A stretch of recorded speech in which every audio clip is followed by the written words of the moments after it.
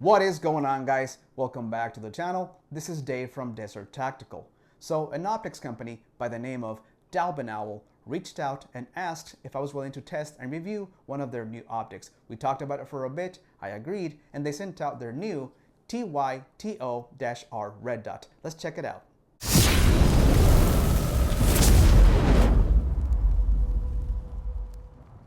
So, full transparency and disclosure here in case you didn't catch it by the intro. Dalbinowl did send this out at no cost to me to test and review. That being said and out of the way, let's go to the tabletop and see what we get inside the box. Once again, guys, this is the Dalbinowl TYTO-R.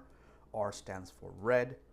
There is a TYTO-G, but don't have that or have no experience with it. So it is made in China. Let's go ahead and unbox it. So it comes in this little cardboard box, nice little owl there. Let's take the cover off and we get a pretty nice user manual. You get some specs right there, and on the back side some clear and legible instructions. We get a cleaning cloth. We get a tool for install and adjustments, a 1632 battery, which is what the optic runs on, an extra battery tray screw, that's pretty cool.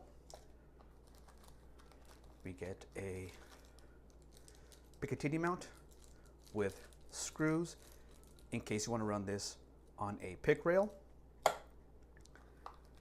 We get 3 sets of screws.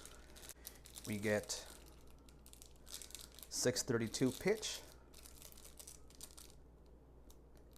and 3.5 and 440.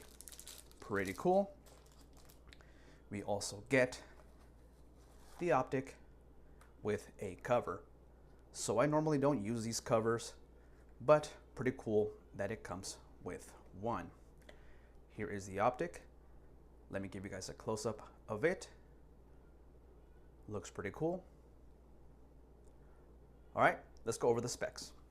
Guys, so after going over the manual, I found this to be a very no-frills standard optic, which is a good thing. Coming in with an aluminum body, as you can see there, not plastic, in an RMR footprint right there. Built-in rear sight, 1 MOA click value on your windage and elevation. It is auto off and shake awake, so if you leave it stationary for 4 minutes, it'll shut itself off and turn itself back on upon detecting motion. 10 brightness settings, 8 daytime, 2 nighttime, with a 24.5 by 21.5 millimeter lens, 2.5 MOA red dot, and your up and down buttons are on the side right there and flush to the body. Pretty cool. It is IPX7 waterproof rated, and it comes in with a 3-year warranty. So something I really like right off the bat about this optic is, number one, the side loading battery tray, which is pretty much industry standard by now, and how the lens is recessed into the body by at least a 1/4 inch, thus protecting the lens even more. I'm not a fan, however, of the branding right here, especially this on the side. I wish it was smaller, but that's just me being nitpicky. Nothing a black paint pen can't fix. All right, let's mount it on a pistol and go from there. Alrighty guys, so I mounted the Dalbinowl TYTO-R on my AIM Surplus PVD slide, which I run on my serialized P80 frame. And yes, the pistol is clear.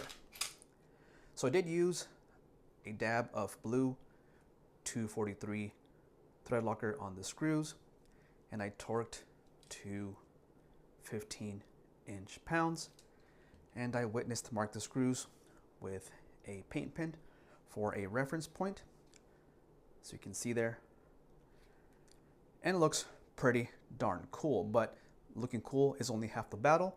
Let's hit the range. Guys, I am all set up. Let's go ahead and zero this bad boy 15 yards out. 3 shots. Let's go.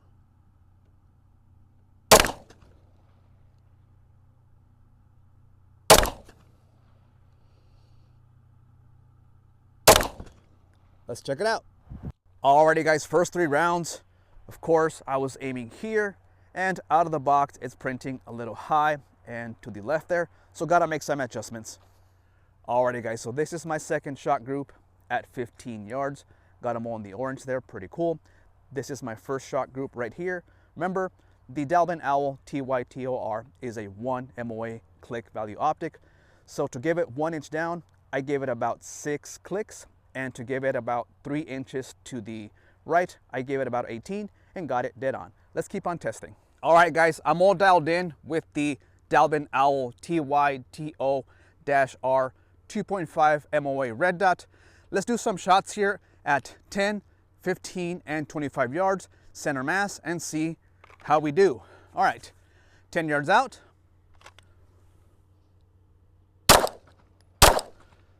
Let's check that out. All right, 2 shots at 10 yards, low left, but of course, that's me. 15 yards.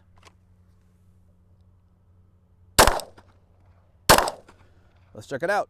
And there it is at 15. I'm pressing a little left there, but I'm sure that is just me. And now 25 yards.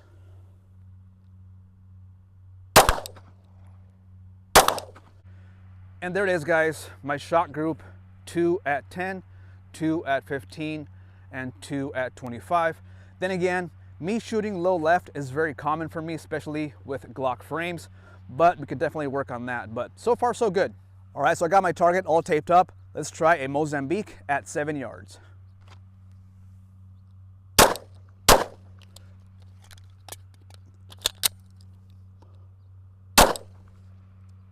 All right, let's try that again without a reload.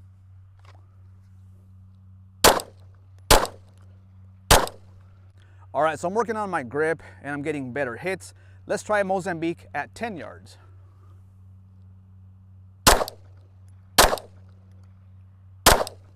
There is my Mozambique right there. Still printing a little left, but got a good hit right there on the credit card. I do suck as a shooter. I am working on my grip, so not too bad. Let's keep on going. Guys, so far so good with the Dalbinowl TYTO-R. The window is pretty large there, which is pretty cool. The lens is nice, clean, and clear. And the reticle itself is very bright and crisp.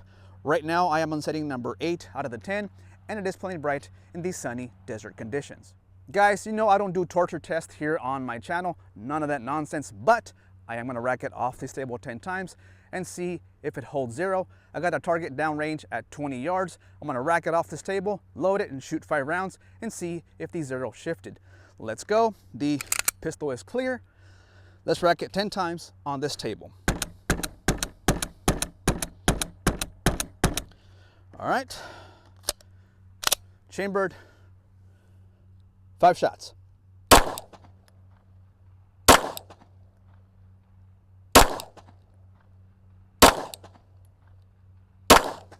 Let's check it out. Guys, look at that. I took 5 controlled shots and got them dead center. 1, 2, 3, 4, 5. I think it's safe to say that the optic did not shift at all. Let's go for the credit card box.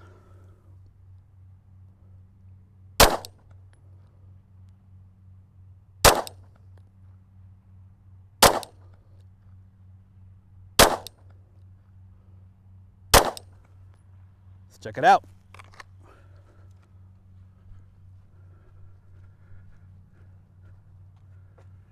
There it is. Right there. Not bad at all. Right here. 1, 2, 3, 4, 5. So I guess the only negative would be that I did lose the battery tray screw right there. I did torque it down nice and snug and used blue thread locker, and it still backed out. So that sucks. Bummer. But the good thing is that an extra screw was included in the box. Wrapping it up right there, guys. Shout out and thanks to Dalbinowl for sending it out to test and review. This is my first collaboration with them, and they simply asked that I posted my test results on my channel. As you saw, the optic has held up perfectly fine, at least thus far. As always, I appreciate your support. Don't forget to like, drop a comment, and subscribe if you haven't. Catch you guys next time.